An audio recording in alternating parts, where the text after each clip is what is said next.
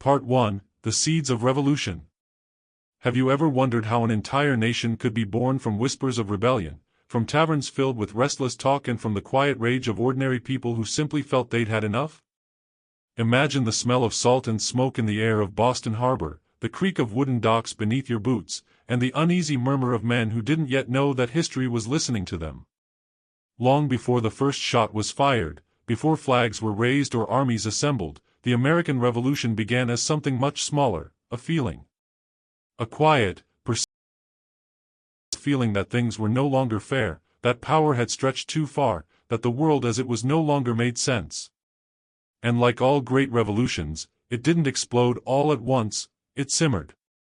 To truly understand how the 13 colonies rose up against one of the most powerful empires on earth, you have to travel back to the mid-18th century, when the American colonies were still proudly British. The people spoke the same language, read the same books, worshipped in the same way, and drank to the same king, George III, young, confident, and far away across the ocean. Life in the colonies was not miserable, in fact, it was full of potential. Farmers owned land, merchants grew wealthy, towns expanded, and the wilderness seemed endless. But beneath the surface of prosperity lay an invisible tension, one that stretched from London's Parliament to the crowded docks of New York and the quiet tobacco plantations of Virginia. The French and Indian War had just ended in 1763, and though Britain had emerged victorious, the cost of that victory was enormous. The empire was buried under debt, and London turned to its colonies for relief. Taxes, once low and rarely enforced, began to appear like storm clouds on the horizon. The Stamp Act. The Sugar Act. The Townshend duties. Small words on paper that would soon ignite a continent. Most colonists didn't see themselves as rebels, not yet. They saw themselves as loyal subjects simply asking for fairness. No taxation without representation wasn't a cry of war, it was a plea for reason. But reason, as history often shows, is the first casualty when power and pride collide. In Boston, the tension was thick enough to taste. The city became a symbol of defiance, and of control. British soldiers, their red coats bright as fire against the cobblestone streets, patrolled daily to remind the people who truly ruled them. Yet the more they were seen, the less they were respected. The colonists had grown used to freedom, to self-rule, to deciding for themselves how to live, and now that independence, however subtle, was being taken away inch by inch. It was here, in this charged atmosphere, that new voices began to rise. Samuel Adams, a master of words and unrest. John Hancock, wealthy and proud, whose signature would one day stand taller than any king's. And a generation of young thinkers, Jefferson, Franklin, Washington, who could feel the tremor of something historic stirring beneath their feet. But revolutions don't begin with leaders, they begin with the people. With the dockworker who lost his job because of unfair taxes. With the printer whose paper was seized by British authorities. With the family that couldn't afford the imported goods they'd once bought easily. These were the sparks that lit the fuse, and soon those sparks gathered into something larger. By 1770, Boston was no longer just a city, it was a pressure cooker. And when that pressure finally broke, it came in the form of tragedy. On a cold March evening, British soldiers stood surrounded by a crowd of angry colonists. Snowballs, insults, and stones were thrown, confusion erupted. A single shot rang out, no one quite knew who fired first, and when the smoke cleared, 5 colonists lay dead on the frozen street. The event would be called the Boston Massacre, and though the number of dead was small, the emotional wound it left was enormous. For the first time, blood had been spilled. For the first time, the idea of rebellion didn't feel like a distant threat, it felt real, dangerous, and inevitable. In the years that followed, Britain tried to calm the storm with both concessions and control, but it was too late. The people's memory was long, and every act of force, every new tax, every soldier marching through colonial streets only added to their resentment. Then, in 1773, came the final straw, the Tea Act. On paper, it was simple, a way for the British East India Company to sell surplus tea directly to the colonies. But to the colonists, it was another insult, another reminder that they were subjects, not citizens. And so, one December night, disguised as Native Americans, a group of men boarded ships in Boston Harbor and dumped 342 chests of tea into the dark water below. The sound of those chests splashing into the harbor was the sound of defiance, echoing far beyond Massachusetts Bay. When news reached London, outrage followed. To the British government, this was not protest, it was treason. Parliament responded with what the colonists would call the Intolerable Acts, laws meant to punish Boston and reassert royal control. But instead of dividing the colonies, it united them. Across the land, from New Hampshire to Georgia, people began to see that their struggle was not just local, it was shared. Letters were written, meetings were held, and slowly, the idea of unity began to take shape. For the first time, these separate colonies began to think of themselves as one people, bound not by geography, but by principle. And so, as the sun set on the eve of revolution, the world stood on the edge of something unprecedented. 13 small colonies, untrained, underfunded, unarmed, were preparing, unknowingly, to challenge the greatest military empire of the age. They didn't yet know how hard it would be, how long it would last, or how much they would lose. But they knew one thing for certain: the world they had known was gone, and the world to come would be shaped by what they were about to do. Part 2: The First Sparks of War. By the spring of 1774, the American colonies were no longer a loose collection of towns and ports under a distant king, they had become a boiling pot of anger, hope, and uncertainty. The events in Boston had transformed political frustration into moral outrage. Taverns buzzed with debate late into the night.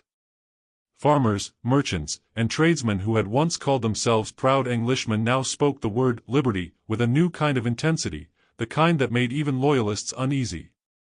It was as if a storm was gathering across the Atlantic world, one that neither side could stop, no matter how desperately they tried to reason or to threaten. When the British Parliament closed Boston's port as punishment for the Tea Party, they didn't just cripple a city, they wounded a nation in the making. The closure cut off trade, jobs, and livelihoods. The city starved under the weight of imperial authority, and soldiers filled its streets like a foreign occupation. But in a twist the British could not have anticipated, rather than isolating Boston, their harsh measures did the opposite: they united the colonies. Food, money, and supplies poured in from distant provinces. For the first time, people began to speak of the American cause rather than just Boston's troubles. The punishment had backfired spectacularly. That same year, colonial leaders gathered in Philadelphia for what would become known as the First Continental Congress. It was a meeting like no other, a collection of lawyers, farmers, and thinkers, each representing a different colony, yet all sharing the same unease. Inside the old Pennsylvania State House, arguments flared and passions ran high. Some, like John Adams of Massachusetts, believed confrontation with Britain was inevitable. Others, like John Dickinson of Pennsylvania, still prayed for reconciliation. But even among the moderates, there was a growing sense that the time for polite petitions had ended.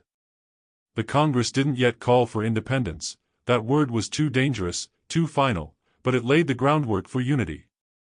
It called for a boycott of British goods, created committees of correspondence to spread information, and drafted a Declaration of Rights, asserting that Americans were entitled to the same liberties as any Englishman. More importantly, it established something new, an idea of America acting as one body. For the first time, the colonies weren't just reacting to British laws, they were coordinating against them. That was the moment the revolution began to take shape, not as chaos, but as a movement. Meanwhile, across the Atlantic, King George III and his ministers saw the colonies' defiance as insolence. They believed a firm hand would bring the Americans back in line. Troops were ordered to maintain order, and General Thomas Gage, the British commander in Boston, was instructed to stamp out rebellion before it could spread. But rebellion has a way of slipping through cracks, through whispered conversations, secret meetings, and messages carried by candlelight. Every attempt at control only made the spirit of resistance grow stronger. By 1775, the colonies were on edge. Local militias, calling themselves Minutemen, began drilling regularly, preparing for what many now saw as an unavoidable confrontation. Weapons were hidden, gunpowder was stored in barns and churches, and towns that had once been quiet farming communities turned into secret training grounds. Across New England, the question was no longer if war would come, but when. Then came the night that changed everything, April 18, 1775. Under a moonlit sky, British troops quietly marched out of Boston with a mission: to seize weapons stored in Concord and arrest rebel leaders like Samuel Adams and John Hancock. But rebellion moves faster than orders. In the stillness of the night, riders were already on the move, men like Paul Revere and William Dawes, racing through the countryside shouting a warning that would echo through the centuries: the British are coming. When the Redcoats reached Lexington at dawn, they were met by a small band of armed colonists, farmers, blacksmiths, and shopkeepers, trembling but determined.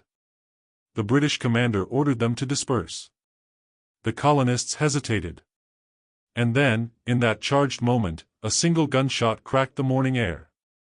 No one knows who fired first, but history would remember it forever as the shot heard round the world. The skirmish at Lexington was brief and bloody. 8 colonists were killed, several more wounded, and the survivors scattered as the British advanced toward Concord. But the British underestimated what awaited them there. At Concord's North Bridge, militia forces had gathered in greater numbers, their resolve hardened by what they'd just heard. When the British opened fire, the colonists returned it, this time with deadly precision. The Redcoats were forced into retreat, and as they marched back to Boston, the countryside erupted around them. Farmers fired from behind stone walls and trees, women and boys carried ammunition, wounded men refused to fall back. The British Army, trained and disciplined, found itself ambushed by an enemy that refused to fight like gentlemen, an enemy that fought like survivors. By the time the Redcoats staggered back into Boston that evening, hundreds were dead or wounded. The unthinkable had happened, a war had begun. And though no one in London or Philadelphia could yet grasp it, this was not a skirmish that would fade away. It was the birth of the American Revolutionary War, a conflict that would redraw the map of the world. In the days that followed, militias from across New England surrounded Boston, effectively trapping the British within the city. The siege had begun. Ordinary people, carpenters, teachers, farmers, now stood as soldiers in a cause they barely understood but deeply believed in. And somewhere within that chaos, among the tents and makeshift camps, a tall, quiet Virginian named George Washington was about to be called upon to lead them all. The age of diplomacy had ended. The age of revolution had begun. Part 3: The Siege of Boston and the Birth of the Continental Army. By the summer of 1775, the city of Boston had become the beating heart of a growing revolution. Surrounded by thousands of colonial militiamen, its once bustling streets now lay under siege. British soldiers, cut off from supplies, watched from behind their fortifications as smoke rose from campfires stretching across the surrounding hills. The countryside that had once fed them now stared back with defiance. The world's most powerful empire suddenly found itself trapped in its own colony, and the men surrounding it were not trained soldiers but farmers, blacksmiths, and laborers bound together by an idea larger than themselves: freedom. The mood among the colonists was a mixture of fear and exhilaration. No one knew what the future held, yet there was an electric feeling that something irreversible had begun. For years, the colonists had written petitions, signed appeals, and prayed for understanding. Now, they held muskets instead of quills. They had crossed the line between resistance and rebellion, and there was no going back. Among the makeshift camps and crude fortifications, men from different colonies mingled for the first time, men who spoke with different accents, prayed in different ways, and often distrusted one another. But as they faced the red-coated army on the other side of the city, they began to see themselves not as Virginians or New Englanders, but as Americans. While Boston remained under siege, leaders from all 13 colonies gathered once again in Philadelphia. This was no longer the cautious meeting of gentlemen it had been a year before. The war had already begun, and they now faced the terrifying reality of it. The sound of musket fire from Massachusetts still echoed in their minds as they debated what must be done next. There were no guarantees of success, only the grim understanding that to continue meant risking everything. Yet in that chamber, amid heat, tension, and uncertainty, one decision would change the course of history. On June 15, 1775, the Congress voted to create a unified army, the Continental Army, and to appoint a commander-in-chief to lead it. Their choice was George Washington, a man from Virginia with a reputation for discipline, composure, and courage. He was tall and reserved, more soldier than politician, and he carried himself with the quiet confidence of someone who understood the weight of leadership. As he accepted the command, he did not smile or boast. Instead, he told Congress he did not feel equal to the task, that he would accept no pay beyond expenses, and that he would serve with honor, whatever the outcome. It was a simple gesture, but it earned him immediate respect. While Washington made his way north to Boston, the colonists continued to fortify their positions. The most strategic ground in the area was Breed's Hill, a rise overlooking the city and its harbor. When the Patriots learned the British plan to seize it, they acted first. Under the cover of darkness on June 16, colonial forces silently dug trenches and built earthworks. By dawn, British officers peered across the harbor in disbelief. The rebels had fortified a hill within cannon range of their ships. This could not stand. The next day, June 17, 1775, saw one of the bloodiest battles of the entire war, the Battle of Bunker Hill. British troops, clad in brilliant red, advanced up the hill in perfect formation. The colonial militia, hidden behind their earthworks, waited. They had little ammunition, and their commander, Colonel William Prescott, gave the famous order, "Don't fire until you see the whites of their eyes." When they finally opened fire, the effect was devastating. British soldiers fell in waves, but still they pressed forward, regrouping after each volley. Twice they were repelled, and on the third assault, the colonists' gunpowder ran out. Forced to retreat, they withdrew across the hill, leaving behind over 1,000 British casualties. Though the colonists technically lost the ground, the battle was a moral victory. It proved that untrained farmers could stand against the disciplined army of the British Empire. News of the fight spread quickly, and with it, a new sense of confidence. The myth of British invincibility had been broken. When George Washington arrived at the siege shortly afterward, he found the army in disarray, brave but chaotic, loyal but undisciplined. There was little food, few supplies, and almost no coordination between units. Yet Washington did not despair. He moved among his men, studying them quietly, speaking to them with calm authority. He reorganized their ranks, introduced drills, and brought a sense of purpose. Slowly, under his leadership, a band of militias began to transform into a true army. At the same time, the Congress still held on to a fragile hope for peace. Even as muskets fired in Boston, they drafted the Olive Branch Petition, appealing once more to King George III to end hostilities and restore harmony. But across the ocean, the king's patience had run dry. When he received the petition, he refused to read it. Instead, he declared the colonies to be in open rebellion. To him, these were not loyal subjects asking for fairness, they were traitors who needed to be crushed. By the winter of 1775, the conflict had spread beyond Massachusetts. In the north, American forces launched an ill-fated invasion of Canada, hoping to rally support among French settlers and cut off British strongholds. In the south, Loyalists and Patriots clashed in smaller but violent skirmishes. What had begun as a protest in Boston was now a continental war. Inside the besieged city, British soldiers endured hunger, disease, and growing frustration. The winter was harsh, supplies dwindled, and morale sank. Outside the city, Washington's army endured similar struggles, yet his determination never wavered.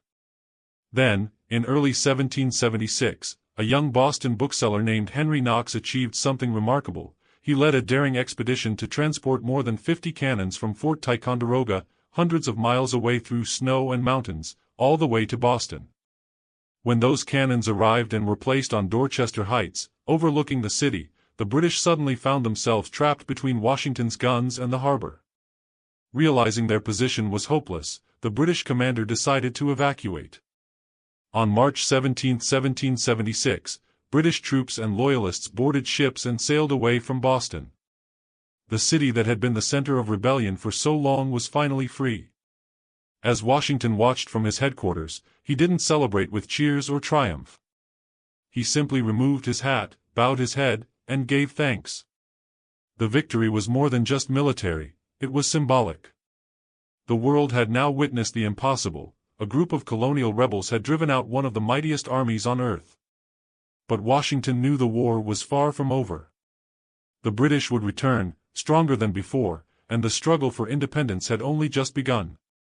And in the quiet moments that followed the liberation of Boston, a new question began to form in the minds of Americans everywhere, a dangerous, thrilling, and inevitable question.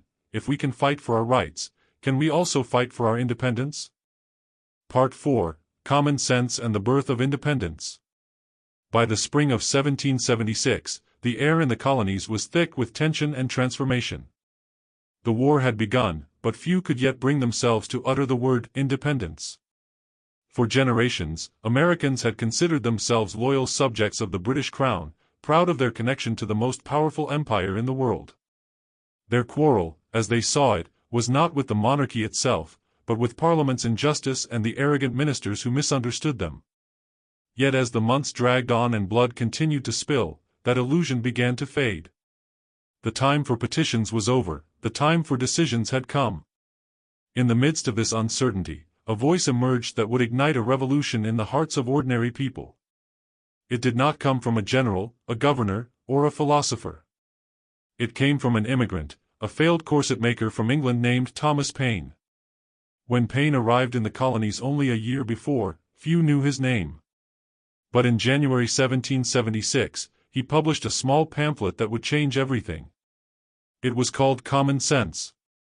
The pamphlet was written in plain, direct language, not for the elites in Philadelphia, but for farmers, tradesmen, and soldiers who could barely afford a copy. In its pages, Paine argued that the idea of kings and queens ruling by birthright was absurd. He ridiculed monarchy as an outdated relic and asked, with brutal simplicity, why an island should rule a continent. His words were bold, raw, and unapologetically revolutionary. The cause of America, he wrote, is in great measure the cause of all mankind. Within weeks, Common Sense spread like wildfire. It sold over 100,000 copies in just a few months, an astonishing number in a world without mass printing or modern communication. Taverns, meeting halls, and churches buzzed with its words.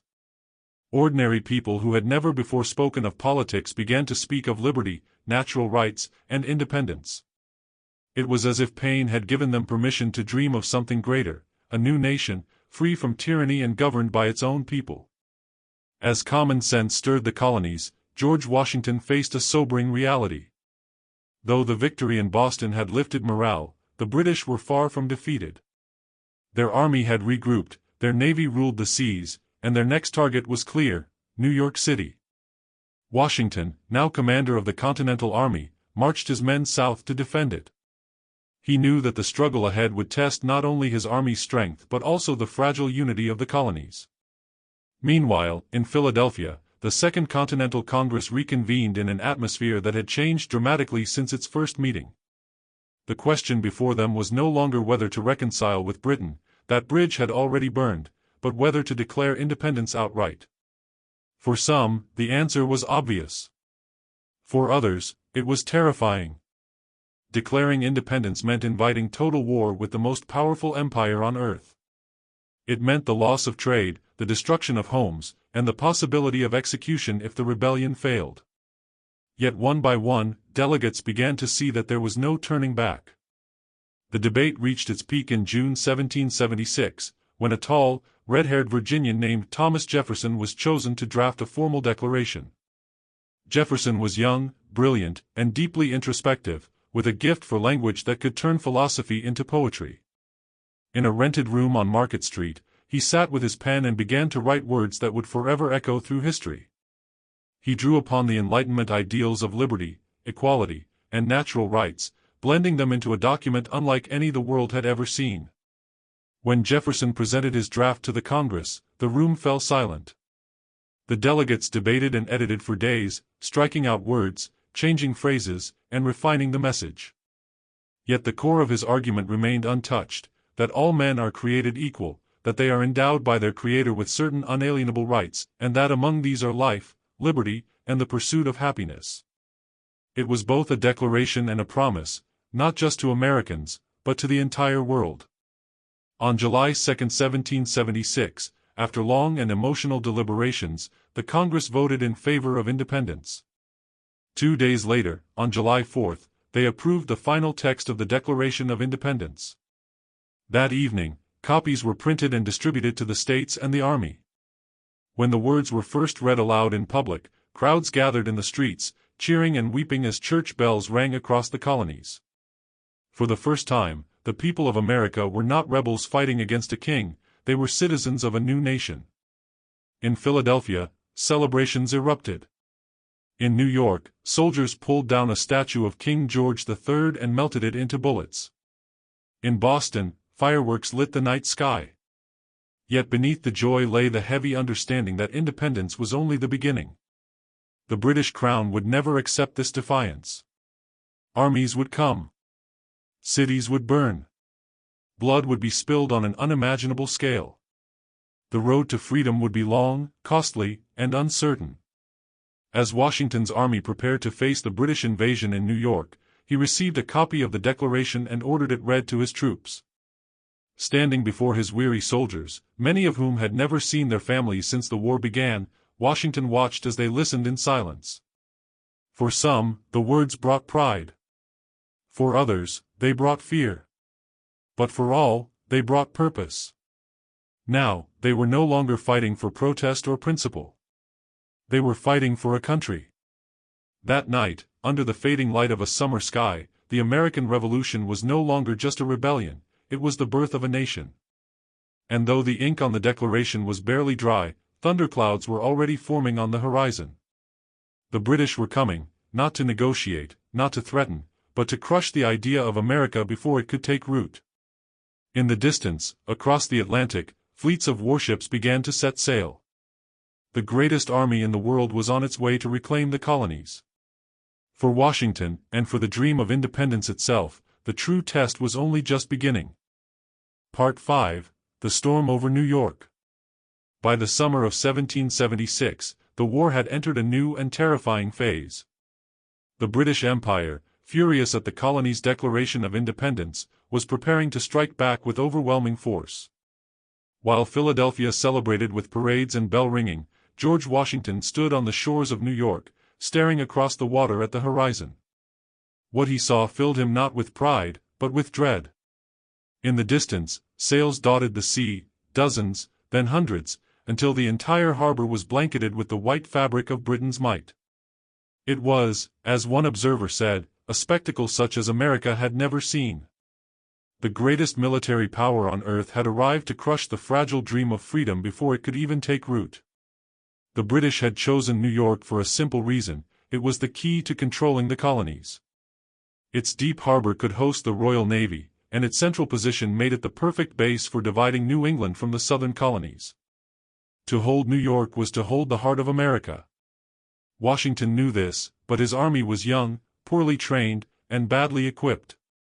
They had tasted victory in Boston, but this would be different. Now, they faced not isolated garrisons but the full weight of empire. The British commander, General William Howe, arrived with over 30,000 troops, a mix of British regulars, Hessian mercenaries, and Loyalist auxiliaries.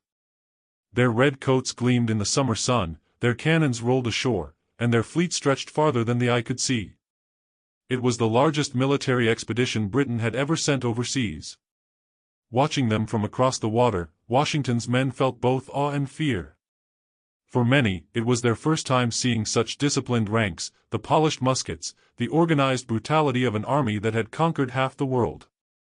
Washington's headquarters stood at the southern tip of Manhattan, but his defenses stretched across Brooklyn Heights, Harlem, and Long Island. He had around 20,000 men, but only a fraction were trained soldiers. The rest were volunteers, farmers, laborers, and boys who had traded plows for muskets. They were patriotic but untested, and Washington knew that morale alone could not win a war. Still, he hoped that courage and strategy might make up for what they lacked in numbers. In late August, the British launched their assault on Long Island. Under cover of night, thousands of troops crossed the narrow straits from Staten Island and began their advance. The American forces, spread thin and unfamiliar with the terrain, soon found themselves outflanked. A morning fog lifted to reveal British lines closing in from multiple directions. The battle turned into chaos. Muskets fired wildly. Men ran through the woods, confused and terrified. The Hessians, professional German soldiers hired by the Crown, fought with ruthless efficiency, driving the Americans back with bayonet charges. By afternoon, the Colonial army was in full retreat. More than 1,000 were captured, and many were killed or wounded.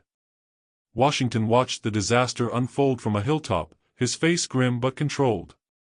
He could not afford panic. If his army was destroyed, the revolution would die with it. Over the next 2 days, he organized a daring escape. In the dead of night, under a shroud of fog and silence, Washington ordered every available boat to ferry his army across the East River. Officers muffled the oars with cloth, and not a single torch was lit.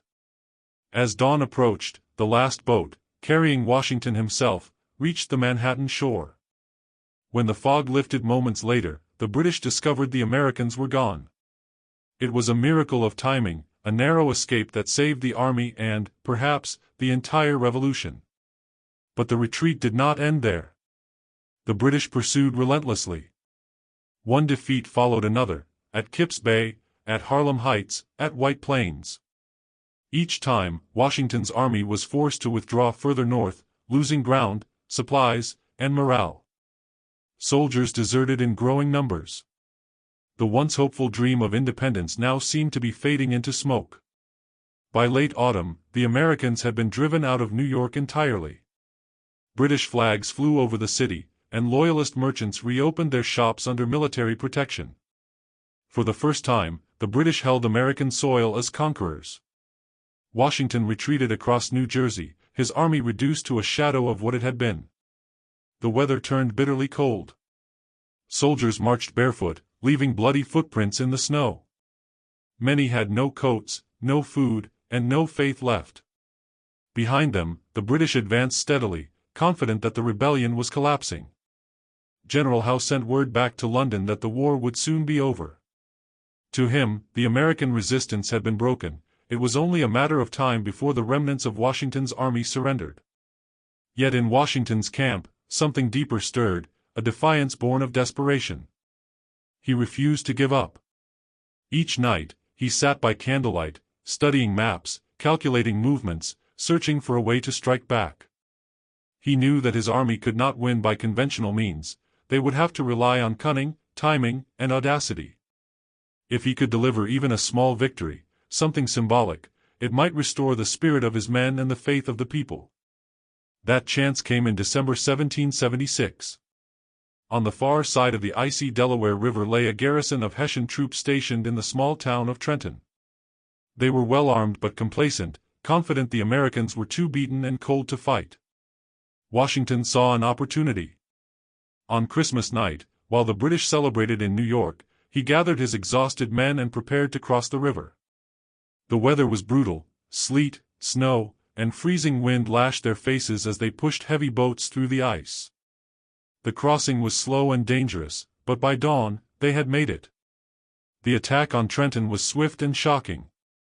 The Hessians, caught completely off guard, had no time to form ranks. Washington's men stormed through the streets, capturing hundreds of prisoners with minimal losses. For the first time in months, the Americans had won a clear, decisive victory. The effect was electric. Word spread quickly through the colonies, lifting spirits that had nearly broken. The army, once on the verge of collapse, now felt alive again. Days later, Washington struck again, this time at Princeton. Another bold maneuver, another victory. The British, stunned by his sudden resurgence, were forced to pull back their scattered forces in New Jersey. Washington had not only saved his army, he had revived the revolution itself. From that frozen winter emerged a new kind of hope, fragile, flickering, but real. The British still held New York and controlled the seas, but Washington had shown that they could be beaten, that courage and resolve could outmatch power and arrogance. The war was far from over, but the tide had turned, if only slightly. As 1776 came to a close, the dream of independence, once hanging by a thread, burned again in the hearts of those who still dared to believe. The darkest year of the revolution had ended not in defeat, but in defiance. And in that defiance, the promise of a new nation began to take shape, not in the halls of Congress or the words of declarations, but in the frozen footprints of men who refused to surrender. Part 6: The Turning Tide, Winter, War, and Washington's Resolve. The year 1777 dawned with uncertainty. The American Revolution, though still alive, was fragile, held together more by willpower than by weapons. The victories at Trenton and Princeton had rekindled hope, but the army was exhausted. Supplies were scarce, morale was uneven, and the dream of independence hung in a delicate balance. For George Washington, it was not just a military struggle anymore. It was a test of endurance, leadership, and faith in an idea that had yet to prove itself real. Winter in the colonies was merciless. The icy winds that swept across New Jersey carried not just cold, but hunger, disease, and despair. Many soldiers lacked proper uniforms. Some wrapped rags around their feet in place of shoes, others shared blankets to survive the bitter nights. The Continental Army was starving, and Congress, crippled by inexperience and internal divisions, could provide little help. The young nation had declared independence, but it had yet to build the institutions capable of sustaining it. Money was worthless, supply lines were broken, and corruption spread like frost. Yet through it all, Washington remained steadfast, calm, deliberate, and quietly unyielding. The British, meanwhile, were reorganizing. General William Howe, still confident that rebellion could be crushed, turned his eyes toward Philadelphia, the heart of the Revolution and the seat of the Continental Congress. If the capital could be taken, he believed the rebellion would crumble from within. To the north, another British force under General John Burgoyne prepared to march south from Canada, cutting through the Hudson Valley to link up with Howe's army. The plan was elegant in theory: two powerful armies converging to isolate New England from the rest of the colonies, strangling the revolution at its source. But like so many grand imperial designs, it would begin to unravel not from weakness, but from overconfidence. In early 1777, Washington tried to predict Howe's movements. He guessed, correctly, that the British would strike for Philadelphia, though he could not determine when or how. For weeks, the armies played a deadly game of maneuver, each trying to outthink the other. When the British finally moved by sea, Washington rushed south, preparing to defend the city. The stage was set for one of the most grueling campaigns of the war. The Battle of Brandywine in September 1777 was a hard blow. Washington's army fought bravely but was outflanked by Howe's superior numbers and disciplined troops. Smoke, gunfire, and confusion filled the air as the Americans struggled to hold their lines. By day's end, the field was lost, and the road to Philadelphia lay open. Congress fled the city in panic, and on September 26, British troops marched triumphantly into the capital. The redcoats paraded through the streets, the sound of drums echoing off the stone walls of Independence Hall, the very building where freedom had been declared just a year before. To the world, it seemed the rebellion was nearing its end. But once again, Washington refused to break. Instead of surrendering the fight, he struck back in a bold attempt to surprise the British at Germantown in October. The plan was ambitious, perhaps too ambitious, involving a complex, multi-pronged assault in the early morning fog. For a brief moment, it seemed to work. The British were caught off guard, and confusion spread through their lines. But the thick fog disoriented the Americans as well, causing units to lose contact and even fire on their own men. The attack faltered, and Washington was forced to retreat. Yet despite the loss, the battle impressed European observers. It showed that the Continental Army could face the British in open combat and fight with determination and discipline. As winter approached, Washington led his army to Valley Forge, a remote plateau north of Philadelphia. There, they built makeshift huts from logs and mud, preparing to endure the long, bitter months ahead. It was a place of suffering. Hunger gnawed at their bellies, disease swept through the camps, and the icy winds pierced every layer of clothing. Thousands of men fell ill, many died. At times, even Washington doubted whether his army would survive the season. Yet amid the misery, something remarkable happened. Under the guidance of Baron Friedrich von Steuben, a former Prussian officer who had volunteered to train the Americans, the army began to transform. Day after day, in the snow and mud, von Steuben drilled the soldiers, teaching them precision, discipline, and the art of coordinated movement. He cursed in broken English, shouted commands, and led by example. Slowly, the ragtag force that had once fled from New York began to resemble a real army. Muskets were cleaned, lines were formed, and men learned to march as one. Washington, though burdened by endless letters to Congress pleading for food and pay, never allowed despair to take hold. He rode among the camps, speaking to his soldiers, sharing their hardships. His presence alone lifted spirits. The men began to see him not just as a commander, but as a symbol, the living embodiment of the struggle they fought for. His endurance gave them strength, his belief in the cause kept their faith alive. Meanwhile, hundreds of miles away, a miracle was unfolding that would change the course of the entire war. General Burgoyne's grand invasion from the north had ended in catastrophe.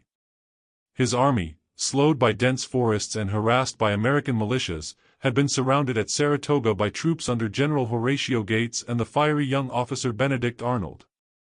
In October 1777, Burgoyne was forced to surrender his entire force, nearly 6,000 men. It was the first major victory for the Americans in a full-scale battle, and it sent shockwaves across the Atlantic. The world took notice. For the first time, foreign powers began to believe that the Americans might actually win. In Paris, diplomats from the fledgling United States had been pleading for French support since the start of the war. Now, with proof of American success at Saratoga, the French government made a momentous decision to recognize American independence and join the war as an ally.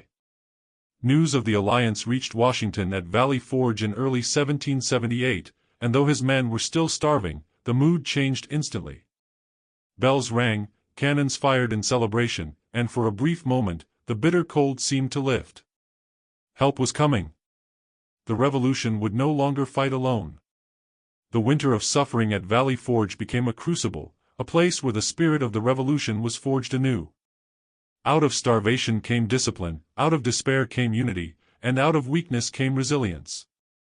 By the time spring returned, the army that marched out of Valley Forge was no longer the desperate, half-broken force that had entered it. It was stronger, more cohesive, and led by a commander whose faith in his cause had been tested and tempered by fire. When Washington's soldiers stepped once again onto the field of battle, they carried not just muskets and bayonets, but a new sense of purpose, the knowledge that they had survived the worst and that the dream of liberty still burned. And in that hard-won fire, the turning tide of the war began to flow. Part 7, Allies, Traitors, and the Expanding War. By the spring of 1778, the American Revolution was no longer a colonial rebellion, it had become an international war. The news that France had formally allied with the United States sent shockwaves across the globe. For the first time, the world's most powerful empire, Britain, faced not just a group of rebellious colonies, but a coalition backed by a formidable naval rival. What had begun as a local uprising in the backwaters of the Atlantic world was transforming into a struggle that spanned oceans and continents. And yet, even as diplomacy triumphed abroad, chaos and uncertainty simmered at home. The Continental Army emerged from Valley Forge like a phoenix from ashes. The transformation was astonishing. Under the guidance of Baron von Steuben, the men now moved with a precision and confidence that shocked even their commanders. Muskets snapped in unison, bayonets gleamed, and the soldiers' steps no longer echoed despair but determination. Washington's army had been forged by hunger, hardened by discipline, and united by the simple will to endure. But while their spirits were renewed, the war was far from over. In June 1778, the British abandoned Philadelphia, realizing that holding the city brought little strategic benefit. Washington immediately pursued them across New Jersey, culminating in the Battle of Monmouth, one of the largest engagements of the war. The blazing summer heat was merciless, men collapsed from exhaustion, and the air shimmered with waves of dust and musket smoke. Washington rode along the lines, his voice carrying over the roar of cannon fire, rallying his men again and again. For the first time, the Continental Army fought the British on nearly equal terms. Though the battle ended without a decisive victory, it proved beyond doubt that the Americans could stand toe-to-toe with the most powerful army in the world. But even as the war raged, not all battles were fought with muskets. Some were fought in the shadows, through letters, loyalties, and whispers of betrayal.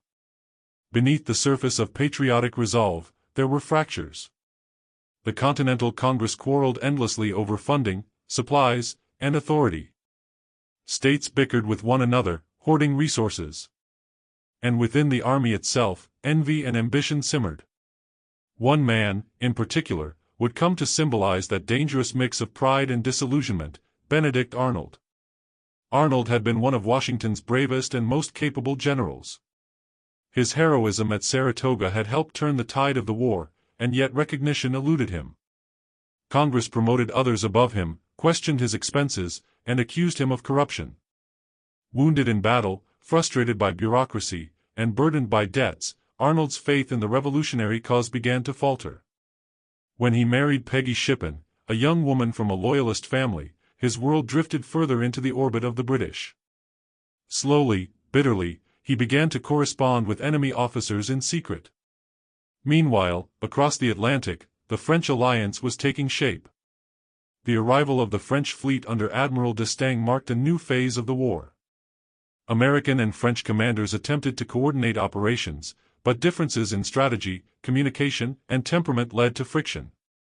The failed joint assault on Newport, Rhode Island, in 1778 was a bitter disappointment. Still, the alliance had changed the balance of power forever.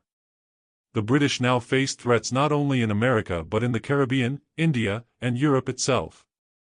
The empire was stretched thin, and every decision carried global consequences. By 1779, the war had entered a brutal new phase. Unable to crush Washington's army in the north, the British turned their attention to the south, where they hoped to rally Loyalist support and isolate the more rebellious colonies. The southern campaign would become a grim and bloody affair, marked by ambushes, atrocities, and the slow unraveling of British control. Cities like Savannah and Charleston fell under British occupation, and the fight devolved into guerrilla warfare across the swamps and backcountry. As the British shifted strategy, Benedict Arnold made his fateful choice. Appointed commander of the fort at West Point, a key stronghold on the Hudson River, Arnold secretly negotiated with the British to surrender it in exchange for money and a commission in the British Army. It was an act of treachery that, if successful, could have broken the revolution in half. But fate intervened. A British officer carrying Arnold's letters, Major John Andre, was captured by American militiamen. The plot was exposed just in time. Arnold escaped to the British side, leaving behind a nation stunned and enraged. Washington's heartbreak was profound. He had trusted Arnold, admired his courage, and now felt the sting of betrayal on both personal and national levels. The capture and execution of Major Andre, though tragic, cemented the moral contrast between the two sides. Andre died with dignity and was mourned even by his enemies, but Arnold's name became synonymous with treason. The story of his betrayal spread through the colonies like wildfire, a dark reminder that the revolution was not only a battle of armies but of hearts and loyalties. Despite the turmoil, hope persisted. French troops began arriving in larger numbers, bringing supplies, expertise, and the promise of coordinated campaigns. The American army, though weary, was more unified than ever. Across Europe, other nations began to see Britain's empire as vulnerable. Spain entered the war, followed by the Dutch. What had once been a rebellion was now a world war, with empires colliding across oceans and continents. For Washington, the struggle remained deeply personal. He knew that alliances and victories meant little if the army could not survive. He continued to hold the center of the American cause, balancing politics, logistics, and morale with the steady patience of a man who understood that time itself could be a weapon. Every winter endured, every battle fought, every soldier trained brought the dream of independence closer. By the end of 1780, the tide had turned, slowly, unevenly, but unmistakably. The revolution had survived its darkest hours. France's fleets now challenged Britain's command of the seas, while American resilience refused to die. Washington's army, once starving in the snow at Valley Forge, now stood as a disciplined, confident force capable of facing the might of empire. The revolution had gained allies, endured betrayal, and learned that freedom demanded not only courage but perseverance. The next chapter of the war would take the fight deep into the South, where empires and ideals would clash in fire and blood. And in that crucible, the fate of America itself would be decided. Part 8, Southern Flames, the British Gamble and the American Resistance. By 1780, the War for Independence had entered a new and perilous chapter. The British, frustrated by their inability to subdue the North and convinced that Loyalist sentiment ran deep in the southern colonies, decided to shift their focus southward. Their plan was simple yet ambitious: conquer Georgia and the Carolinas, rally Loyalist militias, and then push northward to crush the rebellion once and for all. In London, the idea sounded logical. On the ground, however, the reality was far bloodier and far more unpredictable. The southern colonies were a different kind of battlefield. Here, dense forests, swamps, and winding rivers shaped the fight as much as strategy or numbers. The population was divided, neighbor against neighbor, family against family. Loyalists and patriots waged their own civil war, burning homes, raiding farms, and settling scores that had nothing to do with independence or the crown. It was a war without mercy, where no uniform guaranteed safety, and no victory was ever clean. The British began their campaign with swift success. Savannah had already fallen, and now, in 1780, Charleston, the jewel of the South, became their next target. The siege of Charleston was one of the longest and most devastating of the war. For weeks, British forces under General Henry Clinton encircled the city, cutting off supplies and bombarding its defenses. Inside, General Benjamin Lincoln and his outnumbered garrison fought valiantly, but hunger, disease, and exhaustion took their toll. In May, with no hope of relief, Lincoln surrendered. Over 5,000 American soldiers laid down their arms, the largest single loss of the war. To the British, Charleston's fall seemed like a turning point. They believed the South would now rally to the crown. Loyalist militias were armed, new garrisons established, and victory proclaimed. But beneath the surface, a different kind of resistance was taking shape, one born not in grand battlefields, but in the untamed wilderness. The war in the South was about to turn savage, fought by farmers, woodsmen, and outlaws who knew every swamp and trail better than any army ever could. Among them rose men whose names would echo through history. Thomas Sumter, the Gamecock, led relentless raids against British outposts. Francis Marion, the Swamp Fox, struck under the cover of night, vanishing into the marshes before dawn. Andrew Pickens, known as the Wizard Owl, orchestrated ambushes with deadly precision. These guerrilla fighters operated with small, mobile bands, appearing, attacking, and disappearing before the British could react. Their tactics frustrated the disciplined redcoats, who found themselves fighting shadows in a landscape that offered no clear victory. But the British soon unleashed their own brand of terror. Colonel Banastre Tarleton, a young and ruthless cavalry officer, became infamous for his brutality. His men earned a reputation for giving no quarter, especially after the massacre at Waxhaws, where American soldiers attempting to surrender were cut down without mercy. The story spread across the South, igniting a fury that turned even moderates into rebels. Tarleton's cruelty, meant to crush resistance, instead fanned the flames of vengeance. The revolution in the South was no longer about politics, it was survival, revenge, and retribution. Amid the chaos, the Continental Army struggled to rebuild its presence in the region. General Horatio Gates, the supposed hero of Saratoga, was given command in the South. Confident and proud, Gates believed he could repeat his northern success. In August 1780, he led his army toward Camden, South Carolina, hoping for a decisive victory. What followed was one of the most disastrous defeats in American history. At dawn, Gates's troops, hungry, exhausted, and poorly trained, faced the seasoned army of General Charles Cornwallis. Within an hour, the American line broke. Militia fled in panic, and the field became a slaughter. Gates himself rode for 70 miles before stopping. His reputation was destroyed, and morale plunged to new depths. Yet, from this humiliation rose new leadership. George Washington, ever cautious in his appointments, chose General Nathanael Greene to take command of the Southern Department. Greene was not a man of flamboyant victories but of quiet brilliance. He understood that the key to winning the South was not through one grand battle but through exhaustion, bleeding the enemy slowly, forcing them to chase an army that would never be destroyed. Greene divided his forces, spread them across vast distances, and turned every retreat into a trap. He was not fighting for land, he was fighting for time. Meanwhile, smaller engagements shaped the course of the war as much as any great battle.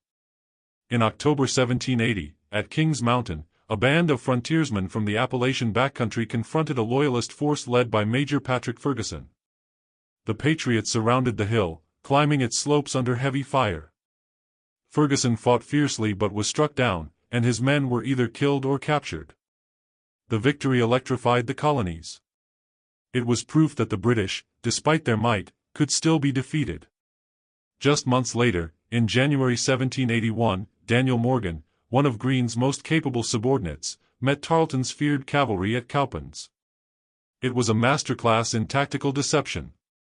Morgan placed his militia in front with orders to fire 2 volleys and then retreat, luring the British into a reckless pursuit.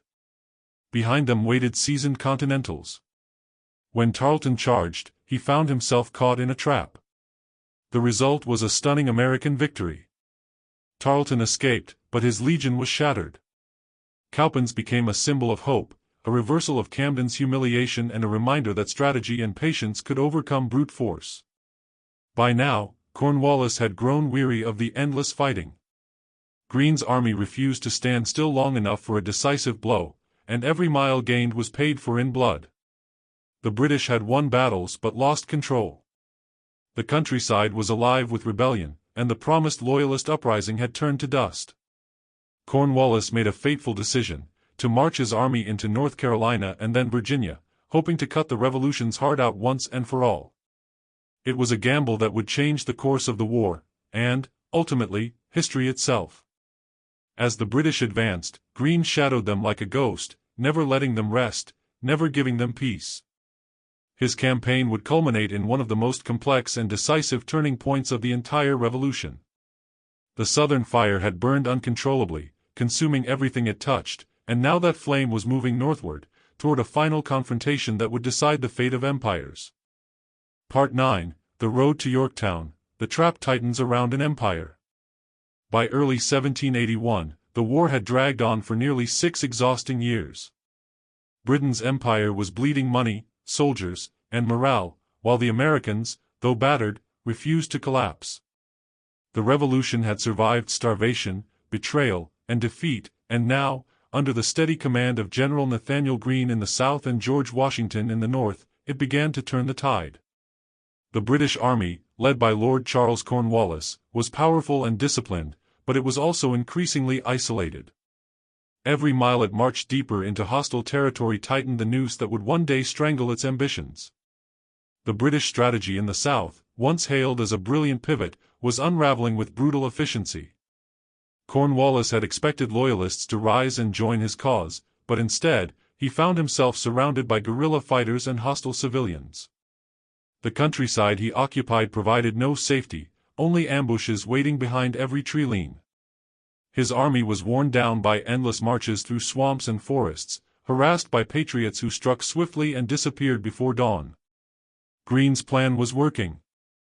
He could not defeat Cornwallis in a single great battle, but he could force him to waste time, strength, and will. In March 1781, the two armies finally clashed at Guilford Courthouse in North Carolina.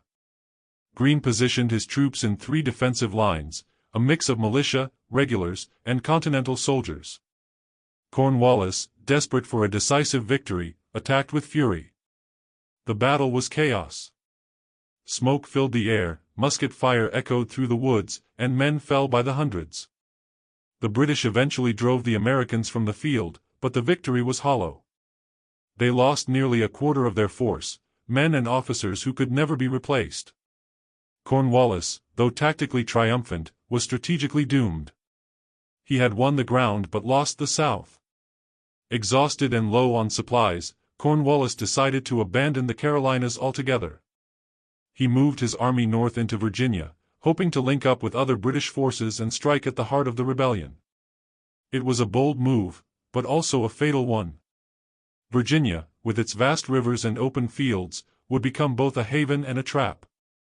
While Cornwallis marched, the war's center of gravity shifted. In the north, Washington faced his own frustrations. The Continental Congress was broke, soldiers were unpaid, and supplies were scarce. Mutinies erupted among the ranks, and public patience was wearing thin. Yet Washington refused to let despair take hold. He understood that wars are often won not by brilliance, but by endurance. He waited, watching, calculating, praying for a chance that might finally end the struggle. That chance came not through musket fire, but through diplomacy and timing. Across the Atlantic, the French had grown increasingly committed to the American cause. Their fleets now roamed the seas, their armies stood ready to fight. In 1781, a French force under the Comte de Rochambeau joined Washington's army in the north. The two men respected each other deeply. Rochambeau brought professionalism and resources, Washington brought vision and resolve. Together, they began to plan the final blow. At first, Washington dreamed of attacking New York City, the British stronghold. But reports soon arrived that Cornwallis had entrenched his army at Yorktown, a small town on the Virginia coast, near the Chesapeake Bay. It was a strategic location, but also dangerously exposed. Washington realized, almost instantly, that fate had handed him an opportunity too perfect to ignore. If they could trap Cornwallis by land and sea, they might end the war in a single stroke. What followed was one of the most remarkable maneuvers in military history. Washington and Rochambeau secretly marched their combined armies, nearly 8,000 men, southward from New York, covering over 400 miles in less than 6 weeks. Their movements were cloaked in deception. Fake dispatches were sent suggesting a northern assault, while the real army slipped quietly south. Townspeople along the route cheered as the Continental and French troops passed by, dust-covered, sunburned, but burning with determination. Washington himself rode among them, his face composed but his eyes alive with purpose. He had waited years for this moment. At the same time, far out at sea, another crucial piece fell into place. The French fleet under Admiral de Grasse sailed from the Caribbean to the Chesapeake Bay, where it clashed with the British Navy in the Battle of the Chesapeake. The fight was fierce, the stakes immense. If the British broke through, Cornwallis could escape. But the French prevailed, driving the British ships away. The sea route was sealed. Yorktown was now cut off from the world. By September 1781, the trap was closing. Washington's and Rochambeau's armies approached from the north, Greene's forces pressed from the south, and the French fleet blocked escape by water. Cornwallis, realizing too late that he was surrounded, ordered his men to fortify the town. Earthworks rose, cannons bristled, and trenches snaked through the fields. But every day, the American and French noose drew tighter. The siege began in early October. Allied guns opened fire with relentless precision, their thunder echoing across the Virginia countryside. Cannonballs tore through British defenses, setting buildings ablaze. At night, the horizon glowed red as Yorktown burned. Within the besieged town, British soldiers dug in desperately, while their officers pleaded for reinforcements that would never come. Food grew scarce, morale crumbled, and sickness spread through the ranks. Then came the night assaults. American and French troops stormed British redoubts under cover of darkness, bayonets flashing, drums pounding, the air alive with shouting and gunfire. Alexander Hamilton, still young but already brilliant, led one of these daring charges, capturing a key position. It was the moment Washington had long awaited, the culmination of years of sacrifice, suffering, and belief. By mid-October, Cornwallis had no choice left. His men were starving, his defenses shattered, his navy gone. On October 19, 1781, he surrendered. Over 7,000 British troops laid down their arms, their flags furled, their drums silent. Washington watched as the ceremony unfolded, his expression solemn. He felt no joy, only relief. The war was not yet officially over, but everyone knew that this was the end. Across the colonies, church bells rang. Crowds gathered in the streets, weeping, cheering, embracing strangers. In Paris, the news was celebrated like a divine victory. In London, it fell like thunder. the unthinkable had happened. The world's greatest empire had been humbled by its own colonies. Yorktown was not just a military triumph, it was the birth cry of a new nation. For Washington, the victory was bittersweet. He had led an army of farmers, artisans, and dreamers against the most powerful force on earth, and won. Yet he also knew that the hardest work still lay ahead. Freedom had been earned, but unity had not. The revolution had created a country, but not yet a nation. That would be the next great battle, a quieter one, fought not with muskets, but with words, laws, and ideals. Yorktown marked the twilight of the old world and the dawn of a new one. From that battlefield, amid the smoke and surrender, rose the fragile beginnings of something enduring, a republic built on the promise that liberty could belong not to kings, but to ordinary men. Part 10. After the guns fell silent, peace, power, and the birth of a nation. When the guns finally fell silent at Yorktown in October 1781, the world seemed to pause. Smoke still lingered over the battered earthworks, the cries of the wounded faded into the wind, and soldiers who had once fought with ferocity now stared across the fields at one another in disbelief.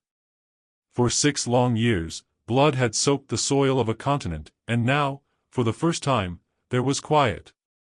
Yet beneath that silence, something monumental was stirring. The American Revolution, the impossible dream of 13 colonies standing against the British Empire, had, against all odds, succeeded.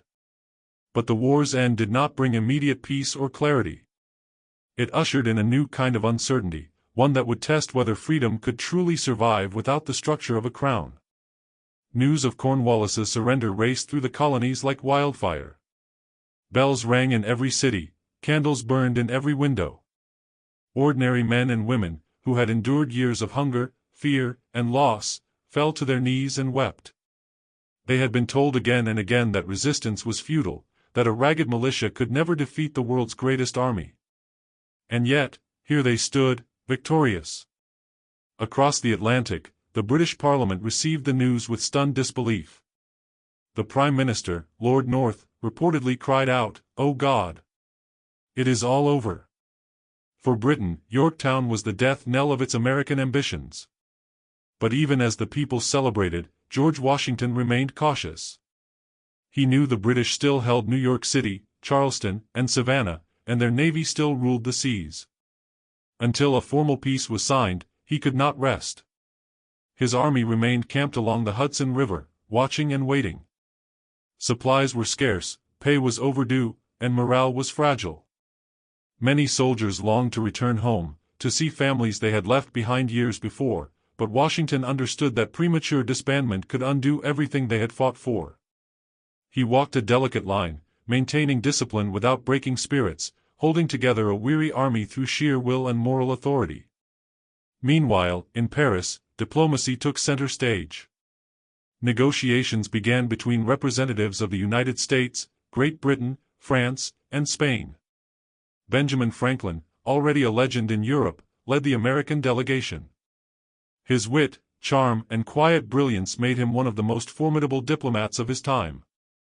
Alongside him were John Adams, the fiery New Englander who demanded recognition of American sovereignty, and John Jay, whose sharp legal mind helped navigate the labyrinth of international politics. These men faced not only British resistance but also the complex interests of America's allies. France sought to weaken Britain but had its own imperial concerns. Spain wanted territory and influence. The Americans, meanwhile, wanted something simpler yet more profound: peace and recognition. The negotiations were tense and filled with deceit.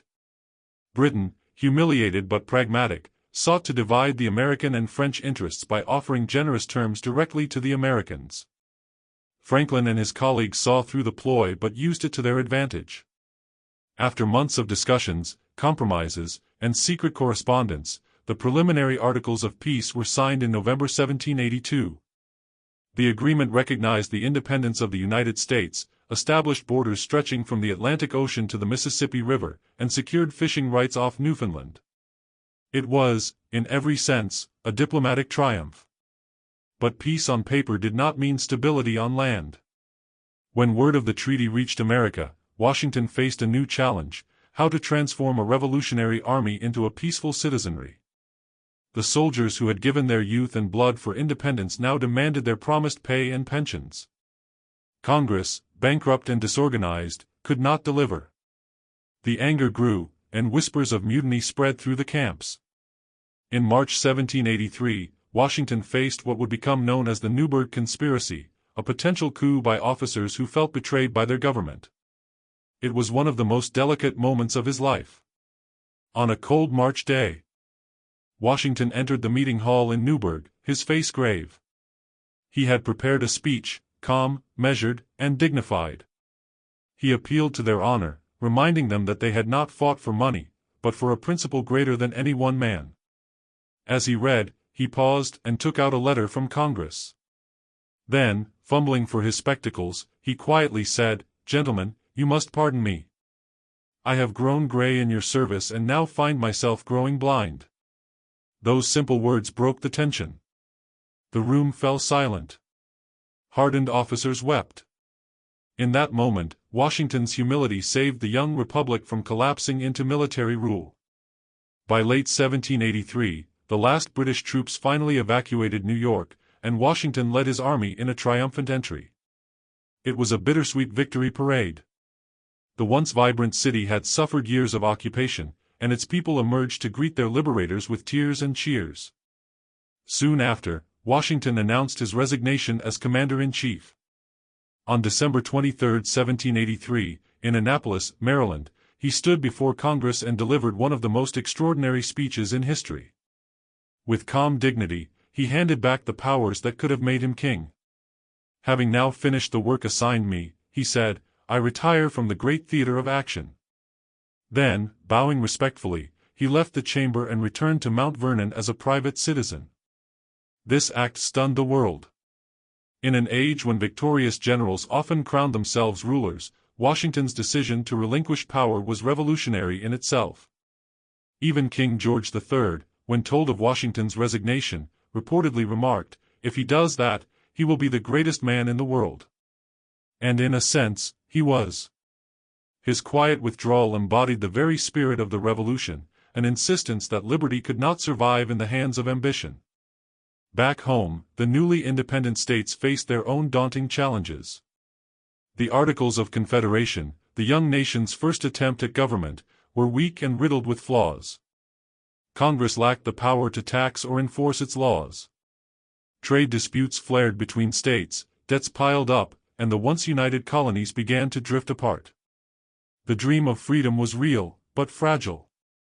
Without a strong foundation, the revolution risked devouring itself from within.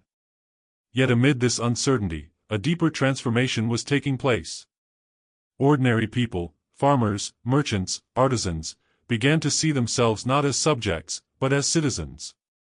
Newspapers debated the meaning of liberty, churches preached about equality, frontier communities drafted their own constitutions. The idea of America was being forged not just in Congress halls, but in taverns, meeting houses, and family homes. It was a nation inventing itself in real time. By the end of 1783, as winter settled over the land, the United States of America stood on the edge of a new chapter. The war was over, but the revolution was not. The struggle that had begun with musket fire at Lexington and Concord would now continue through words, ideas, and compromises. The next battle, the one for a lasting union, for a government that could hold liberty and order in balance, was about to begin. For Washington, now back at Mount Vernon, peace was both a gift and a mystery. He spent his days tending to his fields, hosting visitors, and watching the slow rebirth of a country he had helped create. But deep down, he knew this peace could not last forever. He could sense the fractures growing, the debts, the disputes, the divisions. The fight for freedom had been won, the fight to preserve it was only beginning. The story of America was not yet over. The embers of revolution still glowed in the hearts of men and women who believed that liberty could endure, not as a fleeting victory, but as a living promise. The world watched, waiting to see if this new nation, born in defiance and baptized in sacrifice, could truly survive the test of its own ideals. Part 11, Forging a Nation, the Struggle to Build a Republic. The war for independence had ended, but the battle for stability had only just begun. The guns were silent now, the red coats gone, and yet the echoes of revolution still rumbled beneath the surface of the new republic. The United States of America was free in name, but freedom without unity was a fragile thing. The 13 colonies that had stood together against Britain were now 13 independent states, each with its own ambitions, currencies, and loyalties. They had fought side by side, but they did not yet know how to live as one. When the Treaty of Paris was ratified in 1783, it marked the formal recognition of American independence. The ink on the document was barely dry before the reality of self-government began to weigh heavily on the people who had won it. Under the Articles of Confederation, the national government was weak by design, a reaction to the tyranny they had just escaped. Congress could not levy taxes, regulate commerce, or enforce its laws. Each state acted as its own sovereign power, often ignoring the needs of the others. The result was a country that was free, but disjointed, struggling to find its identity in the aftermath of revolution. George Washington, retired at Mount Vernon, watched these developments with a heavy heart. He had hoped for peace, but what he saw was chaos. The nation's finances were in ruins. Soldiers who had risked their lives in the revolution were still unpaid, their wartime bonds worthless. Farmers and merchants alike suffered as trade collapsed under competing state tariffs and foreign restrictions. Even allies like France, who had bled their own treasury for America's cause, demanded repayment. The young nation stood on the brink of insolvency. In the countryside, anger brewed. Farmers in Massachusetts faced crushing debt and aggressive tax collectors sent by state governments desperate for revenue. For many, it felt like the revolution had changed only the faces of their oppressors. In 1786, this frustration boiled over into open rebellion. Led by Daniel Shays, a former Continental Army captain, thousands of armed farmers marched to shut down courts and prevent foreclosures. They called themselves regulators, believing they were defending the very principles of the revolution, the right to resist unjust authority. The uprising terrified the political class. Newspapers called it anarchy, leaders feared it was the beginning of a second revolution, this time from within. The Massachusetts militia eventually dispersed the rebels, but the message was clear: the Confederation was powerless to maintain order or protect its citizens. For many, including Washington, Shays' rebellion was the wake-up call the nation needed. It revealed that liberty without structure could quickly descend into disorder.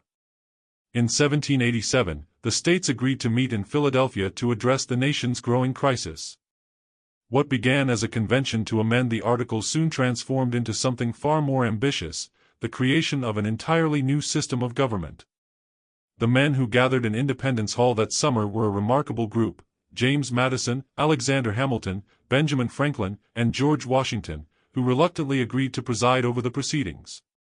They came from different regions, different interests, and different visions of America's future, yet they shared one conviction: that the Republic must not be allowed to fail. The debates inside that sweltering hall were fierce and unrelenting. How much power should a central government have? How could the rights of states and individuals be protected? Could liberty survive a strong executive, or was that just another path to tyranny? The memory of monarchy still haunted every discussion. Madison argued passionately for a new constitution that balanced power between the national and state governments, creating a system strong enough to endure but restrained enough to prevent abuse. Hamilton, ever the pragmatist, wanted an even stronger central authority, one that could unite the states under a single vision. Outside the hall, rumors spread. Ordinary citizens feared that the delegates were crafting a secret plan to replace the revolution's ideals with a new aristocracy.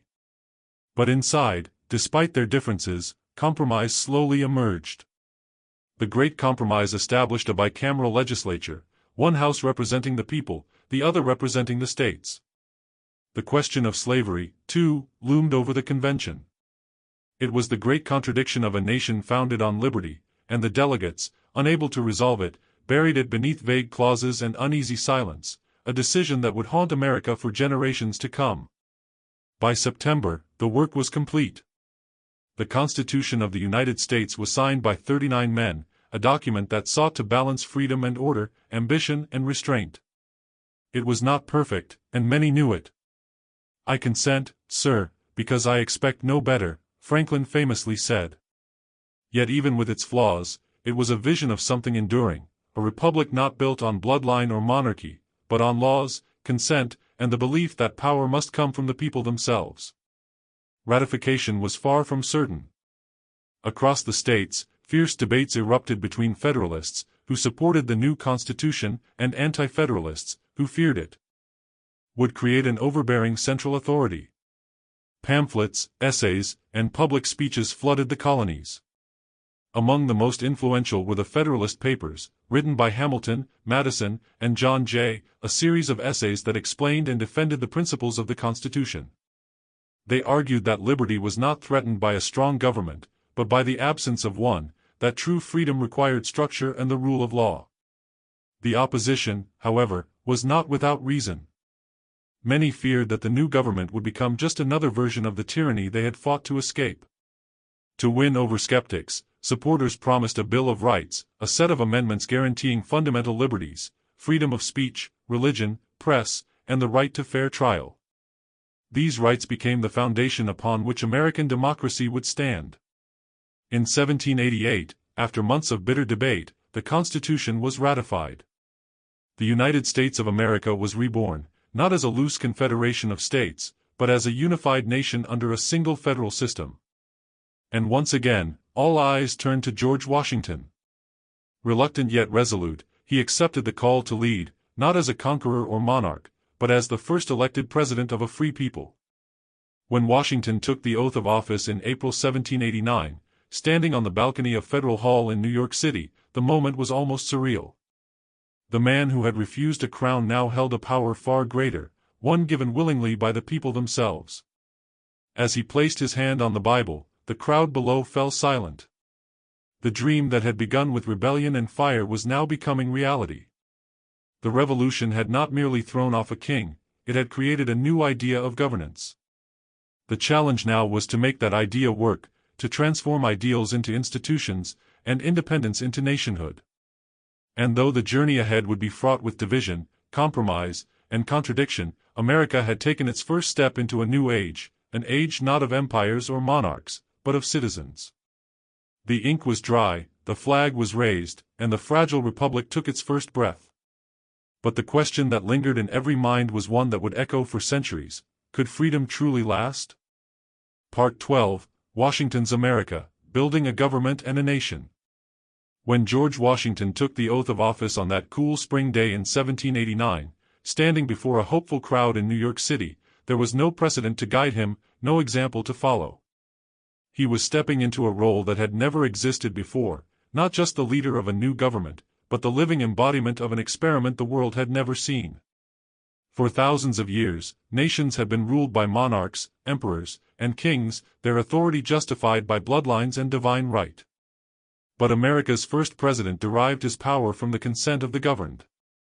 Every action he took, every word he spoke, would define what it meant to govern in a republic where the people, not the crown, were sovereign. The weight of that responsibility was immense. Washington, ever conscious of history's gaze, approached the presidency not as a ruler seeking glory, but as a caretaker of fragile ideals. The Constitution had outlined the structure of government, but not the details of how it should function. There were no political parties yet, no established traditions, and no clear blueprint for executive authority. It was Washington's duty to give those words life, to set precedents that would shape the presidency for centuries to come. In his first months in office, he surrounded himself with the most capable minds he could find, even if they disagreed bitterly with one another. His cabinet would become a microcosm of the nation's emerging divisions. As Secretary of State, Thomas Jefferson represented the ideal of a decentralized, agrarian republic rooted in the rights of the individual and the sovereignty of states. As Secretary of the Treasury, Alexander Hamilton embodied the opposite vision, a strong, centralized government that could command respect abroad and build prosperity at home. Between these two towering intellects, Washington often found himself the mediator of conflicting dreams for America's future. Hamilton's first task was monumental: to rescue the fledgling nation from financial collapse. The war had left America buried in debt, its credit ruined, its economy in disarray. Hamilton believed that if the United States were to survive, it needed to establish trust, both among its citizens and with foreign powers. His plan was bold. The federal government would assume all state debts, establish a national bank, and create a stable currency backed by the full faith of the new republic. To him, this was not merely economic reform but an act of nation-building. It would bind the states together under a shared financial destiny and demonstrate that America was capable of self-governance. Jefferson and his allies, however, saw danger in Hamilton's vision. To them, a national bank smacked of aristocracy and corruption, echoing the same centralized power they had fought to overthrow. They feared that the government, if allowed to wield such authority, would eventually trample on the liberties of the very people it was meant to serve. Their opposition gave birth to the country's first political factions: Federalists, who supported Hamilton's strong central government, and Democratic Republicans, who championed Jefferson's vision of limited authority and rural democracy. Washington, ever the pragmatist, saw the wisdom in both perspectives. He approved Hamilton's financial plan but balanced it with Jefferson's warnings, hoping that compromise could keep the nation united. Yet even he could not stop the growing rift. Newspapers, newly empowered by freedom of the press, fanned the flames of partisan division, turning debates into bitter personal feuds. The American experiment, only a few years old, was already testing its ability to survive disagreement. Amid these domestic struggles, Washington also faced challenges abroad. The storm of revolution that had begun in America now swept through France, where the monarchy crumbled and the guillotine ruled. Many Americans, inspired by their former allies, celebrated the spread of liberty. But Washington saw the dangers of being drawn into another European conflict. The young republic was not ready for war. When France declared war on Britain, he issued the Proclamation of Neutrality, insisting that America would remain an impartial friend to all and an enemy to none. It was a controversial decision that angered both Jefferson, who sympathized with France, and Hamilton, who leaned toward Britain. Yet it established a vital principle: that America would chart its own course in the world, guided not by foreign alliances but by national interest. At home, Washington's government faced its first serious test of authority. In 1794, farmers in western Pennsylvania rebelled against a federal tax on whiskey, seeing it as an unfair burden on small producers. The Whiskey Rebellion, as it came to be known, echoed the same cries of "no taxation without representation" that had fueled the Revolution. But this time, the protest was against the new American government itself.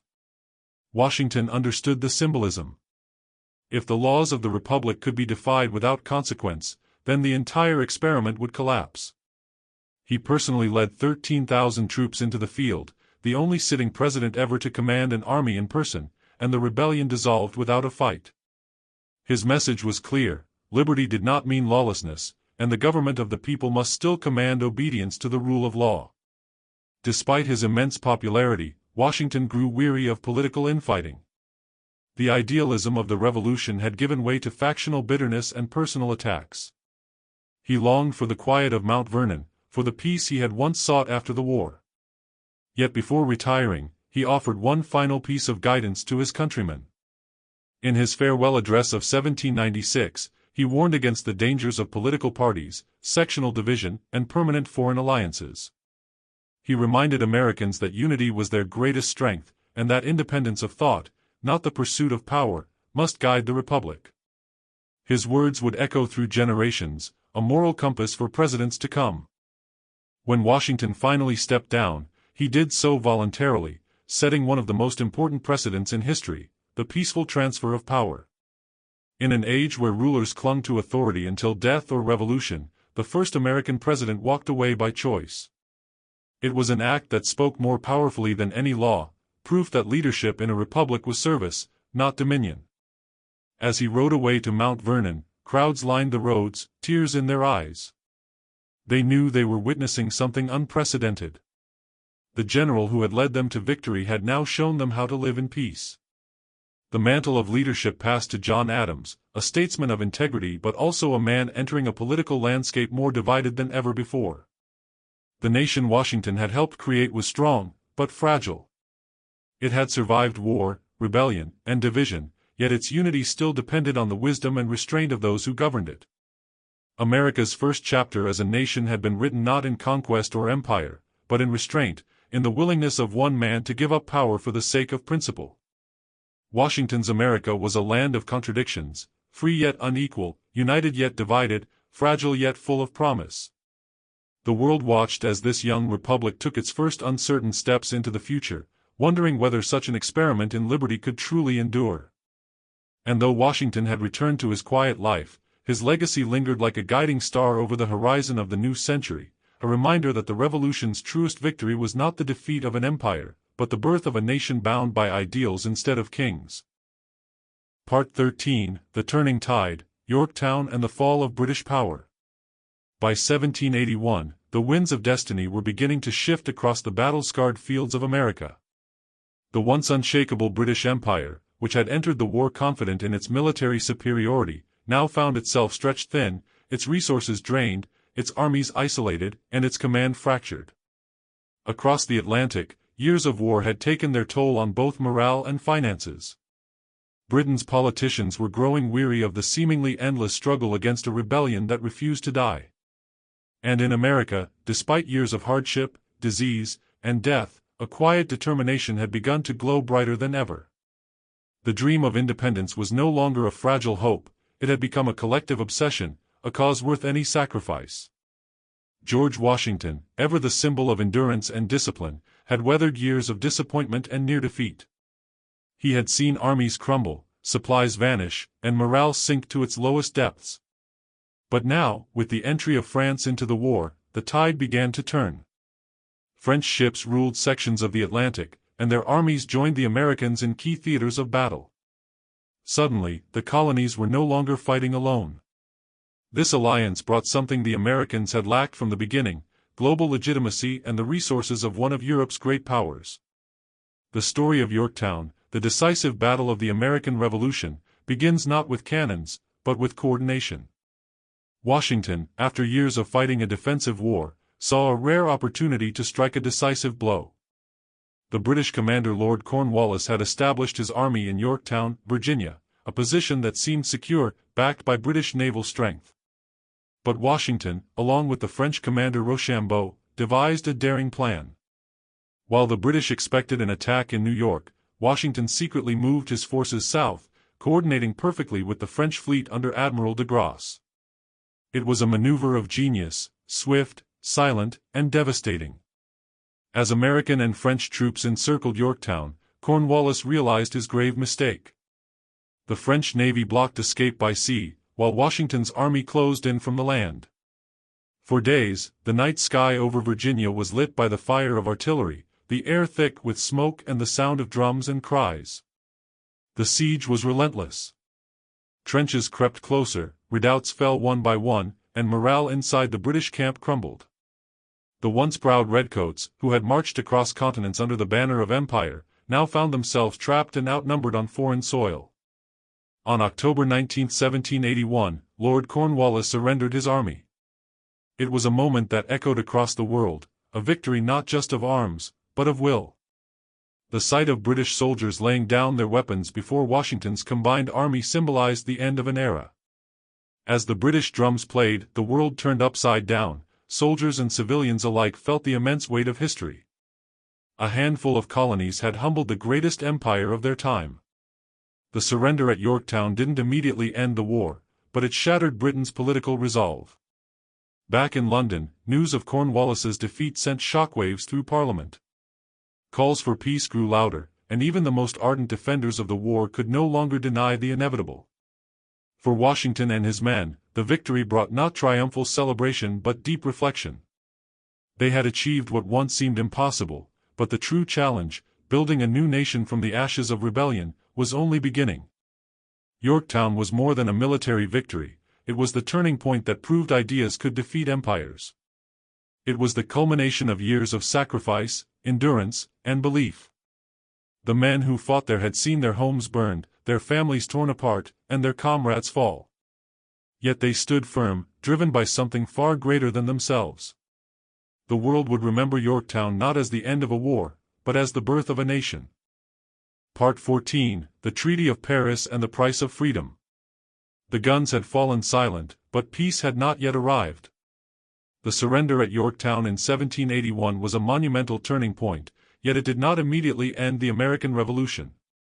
For nearly 2 more years, the world waited in uneasy silence as diplomats, politicians, and kings decided how to redraw the map of power. Across the Atlantic, Britain was in turmoil. The defeat at Yorktown had shaken its government to its core, sparking furious debates in Parliament. Some clung stubbornly to pride, refusing to accept that an empire could be humbled by farmers and rebels. Others, weary of the bloodshed and the mounting cost, pleaded for reconciliation. In America, the atmosphere was strangely uncertain. Victory was near, but fragile. Soldiers still stood guard, unpaid and hungry, while civilians faced the ruin of war-torn towns.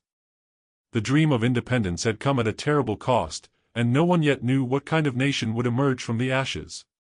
The road to peace led to Paris, where representatives of the United States, Great Britain, France, and Spain gathered in 1782 to negotiate a settlement. On the American side were men who had once risked their lives by signing the Declaration of Independence: Benjamin Franklin, John Adams, and John Jay. They were not merely diplomats, they were visionaries who understood that their work would define the legacy of the Revolution. Franklin, now an old man, had become a symbol of American wisdom and charm in Europe. His wit and intelligence won the respect of kings and philosophers alike. Adams brought fiery determination, while Jay offered steady caution. Together, they navigated a labyrinth of politics, deceit, and national interests. France, America's great ally, had entered the war to weaken its ancient rival, Britain, but its own ambitions complicated the negotiations. Spain sought to regain lost territories, and Britain, though beaten, still wielded immense power. The Americans knew that they had to secure their independence without becoming pawns in the rivalries of Europe. So, in secret meetings, they negotiated directly with the British, bypassing even their French allies. It was a bold and risky move, but it worked. On September 3, 1783, the Treaty of Paris was signed. The document recognized the independence of the United States of America, an extraordinary phrase that transformed a rebellion into a sovereign nation. The boundaries of the new country stretched from the Atlantic Ocean to the Mississippi River, from Canada in the north to Spanish Florida in the south. Britain agreed to withdraw its troops, and the Americans pledged to honor debts owed to British creditors and to protect the property of loyalists who had remained faithful to the crown. The war that had begun as a desperate struggle for liberty ended with a formal acknowledgement of a new world order. When news of the treaty reached America, the reactions were mixed: relief, disbelief, and even grief. After nearly a decade of fighting, the colonies were independent, but the victory came with deep scars. Cities lay in ruins, families were divided, and the economy was shattered. The soldiers who had fought for freedom now faced uncertain futures. Many returned home to find their farms gone or their loved ones dead. Some had fought for years without pay, bound only by loyalty to a dream. The ideals of liberty and equality, so powerfully proclaimed in 1776, would now be tested in the realities of a new and fragile nation. For George Washington, the end of the war marked the culmination of a journey that had nearly broken him. He had carried the weight of the Revolution on his shoulders, leading men through starvation, defeat, and despair. Now, with the victory secured, he faced his greatest test, not of battle, but of character. When the war ended, many expected him to seize power, as victorious generals had done throughout history. But Washington, in a moment that would define the moral heart of the Revolution, did the unthinkable: he resigned. In December 1783, he stood before Congress in Annapolis, bowed his head, and surrendered his commission. Having now finished the work assigned me, he said quietly, I retire from the great theater of action. With that act, Washington became not a ruler, but a citizen. His decision shocked the monarchies of Europe. In an age when power was seized by the sword, he had laid it down willingly. It was, as King George III would later say, an act that made him the greatest man in the world. The Treaty of Paris was more than a political document, it was the birth certificate of a nation. But beneath its elegant signatures lay a sobering truth: the Revolution had created as many questions as it had answered. What kind of government would the new United States build? Could 13 independent colonies truly unite under one vision? And would the ideals of liberty extend to all, or only to some? The Revolution had won independence, but the struggle for justice, equality, and identity was only beginning. As the ink dried on the Treaty of Paris, the world watched with fascination and doubt. The American experiment was underway, a fragile flame of freedom flickering against the winds of history. Part 15: The Legacy of the Revolution, A New Nation and an Unfinished Dream. When the smoke of war finally cleared and the last British ships disappeared over the horizon, the air in America felt strangely still. The cannons were silent, but their echoes lingered in every broken field, every burned town, and every heart that had endured the long, uncertain years of rebellion. The revolution had been won, but its meaning was still being written. For the first time, a people had defied an empire, not for territory or wealth, but for an idea, the belief that human beings could govern themselves, that liberty was not a gift from kings but a right born within every soul. Yet victory brought not just freedom, but responsibility. The dream of independence had to be turned into the reality of a functioning nation, and that, as history would show, would prove to be a challenge just as great as the war itself. George Washington, now a private citizen again, returned to his beloved Mount Vernon.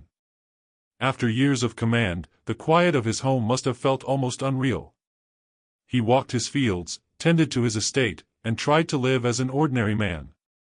But in truth, he could never truly return to ordinary life.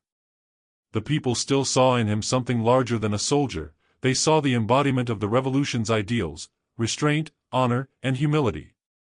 Across the country, his name became a symbol of the possibility that a leader could wield great power without corruption. In the years to come, this moral foundation would prove vital, for the unity of the 13 new states was far from certain. The new United States was a patchwork of regions, interests, and identities. Each state had its own government, its own currency, and its own priorities. The Articles of Confederation, created during the war, had held the states together in a loose alliance, but as peace settled in, cracks began to appear. There was no central power strong enough to enforce laws or collect taxes, and the economy teetered on the brink of collapse. Foreign powers still looked on America with skepticism. Britain delayed evacuating its forts along the frontier, and Spain controlled the Mississippi River, threatening to choke the young nation's trade. The revolutionaries had thrown off a king, but in doing so, they had also dismantled the only system of order they had ever known. Meanwhile, among the people, the idea of freedom took on many faces. For some, it meant political liberty, the right to vote and shape their destiny. For others, it meant economic opportunity, a chance to own land and rise beyond the class they had been born into. Yet for many others, the promises of the revolution remained painfully hollow. Enslaved men and women in the South heard talk of liberty and equality but saw their chains unchanged. Native American tribes, who had been drawn into the conflict on both sides, found themselves pushed further from their lands as settlers expanded westward. Women who had kept families and farms alive during the war were now told that politics was not their place. The revolution had opened the door to new ideals, but it had not yet invited everyone inside. Amid this uncertainty, one thing became clear: the experiment in self-government could not survive without a stronger foundation. The states sent delegates to Philadelphia in 1787 to revise the Articles of Confederation. What emerged instead was something entirely new: the United States Constitution. It was not a perfect document, nor was it free of contradiction, but it was a daring step forward. It created a balance of power between the states and the federal government, between the people and their leaders. It outlined a republic, a nation governed not by kings or generals, but by laws. And when it was time to choose a leader, the choice was unanimous. The man who had led America through war was called once more to lead it through peace. In 1789, George Washington took the oath of office as the first President of the United States. The moment was more than ceremonial, it was the living proof that the revolution had not been in vain. Standing before a crowd in New York City, he placed his hand on the Bible and pledged to preserve, protect, and defend the Constitution of the United States. The same man who had refused to be king now swore to serve as the nation's guardian. His leadership brought stability and trust to a fragile government. Under his watch, the machinery of the republic began to turn, slowly transforming an idea into a functioning reality. Yet even as the new nation took its first steps, the contradictions of its founding ideals remained unresolved. The same generation that had fought for liberty still tolerated slavery. The same leaders who spoke of equality still denied it to many. And though America had been born in rebellion against tyranny, it would take generations more for the meaning of freedom to grow beyond the words of parchment. But perhaps that was always the nature of the revolution, not a single moment in time, but a continuing journey toward a greater promise. As the 18th century drew to a close, the world watched with fascination. Monarchies trembled, philosophers wrote of America as a beacon of possibility, and revolutions stirred elsewhere, in France, in Haiti, and beyond. The American experiment had lit a spark that could not be contained. It was imperfect, flawed, and fragile, yet undeniably powerful. For the first time, the idea of government by the people was no longer a dream, it was a living, breathing nation. In the quiet years that followed, Washington once again stepped away from power, returning to Mount Vernon for the last time. His death in 1799 was mourned not only by his country but by nations across the world. He had become, in the eyes of history, not just a general or a president, but the symbol of an age, the man who proved that revolution could lead not to chaos, but to order, not to tyranny, but to liberty. The American Revolution did not end with victory at Yorktown or with the signing of the Treaty of Paris.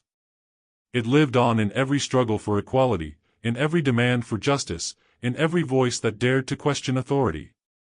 It was more than a war, it was a declaration that human dignity could no longer be bound by the old chains of power.